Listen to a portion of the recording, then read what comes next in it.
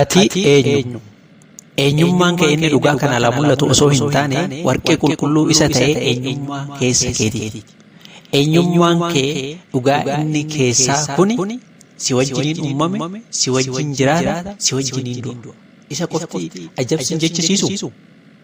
Kanaaf waan ta'uu hin dandeenye ta'uuf hin ifaajin.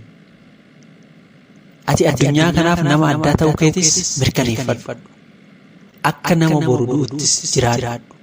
Umurii dheeraa jiraachuuf hin hawwin. Qooda kana umurii qabdutti jireenya ijoo jiraachuuf murteessi.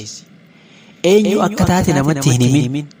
Qooda kana eenyummaa kee dhugaa argachuun eenyu akka taate namatti agarsiisi. Nama ta'uu yoo barbaadde hamma of argattutti hin boqotin. Ati addunyaa irra jiraattuuf gumaacha gaarii laachuuf gumaata taatee dhalatte. Kanaaf ati eenyu akka taates of gaafadhu. Kana deebisaa sumaaf dhiisa. Ati eenyu ammas? Thank you, Damkso.